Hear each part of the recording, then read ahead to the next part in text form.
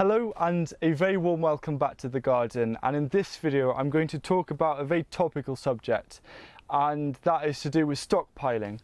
And we're in this unique period of time where both the pause and the panic buttons have been pressed, and it is very strange, and I'm sure all of you can relate. And firstly, I want to wish all of you watching this and your families that you stay safe and healthy, and that hopefully over time this can all be resolved, because it's strange. It is very strange. And I was thinking about what kind of video to do, because there were so many different angles that I could take as a gardener based on the current events that are happening. But I came to the conclusion that making a video about stockpiling would probably be the best for the time being, because with both the pause and the panic buttons pressed, that causes stockpiling.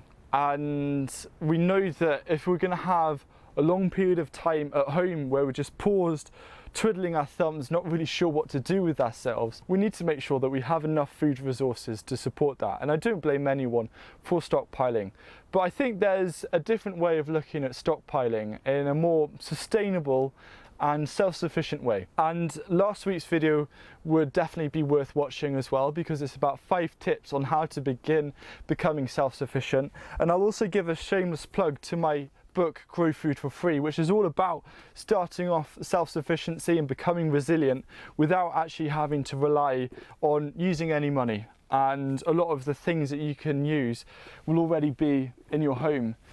And it actually links in nicely with this about stockpiling food and gardening. Stockpiling is a very heated debate, and panic buying and everything's just gone a bit mental. So I'm just going to tone it down, make a nice simple video talking through some tips and ideas on how a garden can be the best way, in my opinion, to stockpile food, so you have food security and resilience.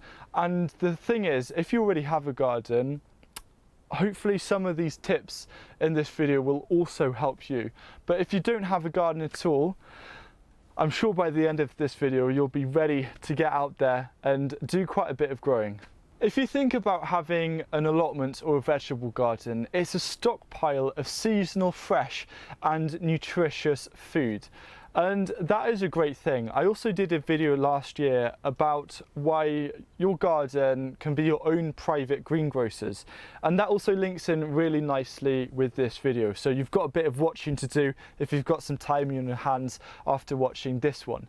The first idea I'm going to give can be used by anyone, from if you just have a windowsill to a really large back garden. And something that we know, and I'm sure you've all been researching this, is things that are cheap and should be stockpiled. And these are usually dried goods that are high in carbs. For example, pasta or rice. And then you've also got proteins as well. So maybe your beans, your pulses, your lentils, for example. And these are cheap, and you can buy them in bulk and they will last for years. However, there is one problem with these kind of high carb, high protein dried goods, is that if you just cook them by themselves, it's going to be a bit bland. And the most important thing, if you're wanting to stockpile for an event that happens like this, is you want flavour, because you want a changed life to still be as normal or as realistic to your usual life as possible. And imagine spending 3 months at home with really bland food, which would be pretty annoying actually, although it'll make you appreciate flavour a lot more. But I think to overcome this, one of the simplest things that you can do is simply grow fresh herbs. Nothing beats fresh herbs, whether they're annuals or perennials, in terms of flavour. So in terms of a really easy way to start stockpiling is grow flavour, and this is the best thing that you can do. Now, after you've been doing a bit of herbs, the next thing to do is to look at other things that add flavour, and what immediately comes to my mind are the alliums. So that's your leeks, your onions, your shallots, your garlic.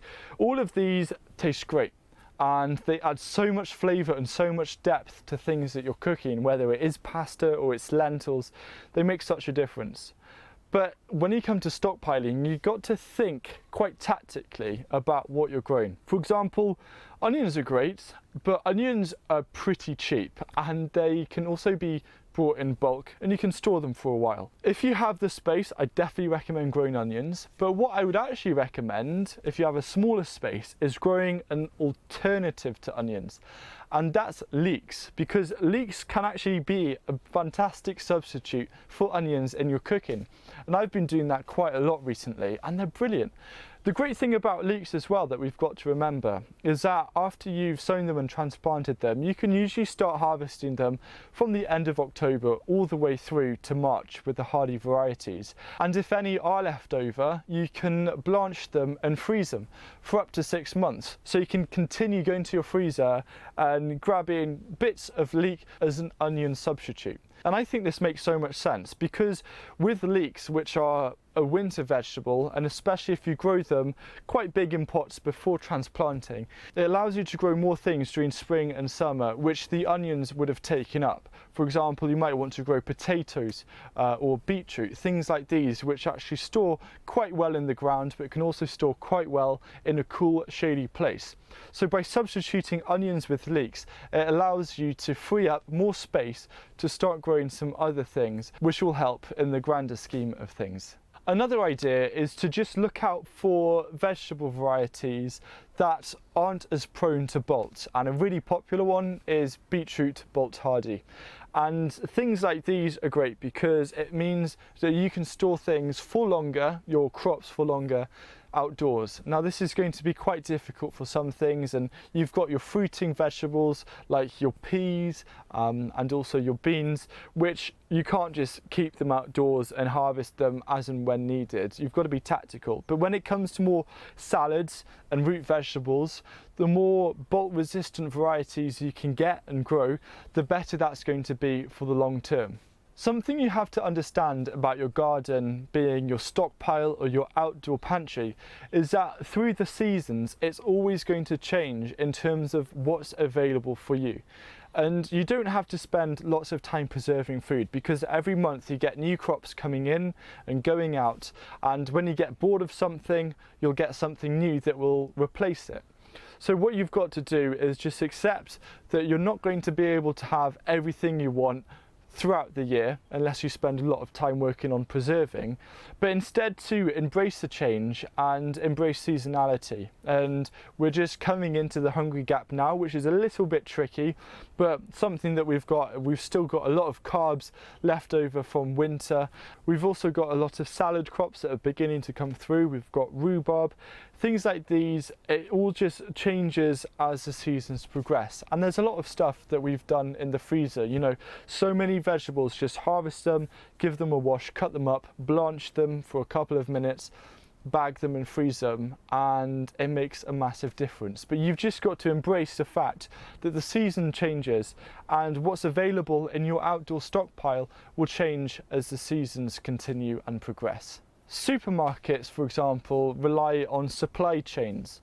But for a garden, the main supply chain is you. So you've also got to look after yourself and make sure that you can keep the garden going, because you can think of yourself as the manager of the garden to make sure that all of the aisles are stocked. In terms of aisles, those will be your raised beds. And there are so many ways of doing this, whether that's doing a monthly planting plan, which I absolutely love and really does improve your productivity, to just having a whiteboard maybe in your house where you simply write down what's available at any one point in time. So you can just take a quick glance and say, oh, I've still got beetroot and swede, maybe I'll make a beetroot and swede mash, for example. Just things like this, just to make it much easier for you. Because if you spend just a little bit of time doing a bit more organization, it's going to make the whole process of growing food a lot more efficient and a lot more effective for you.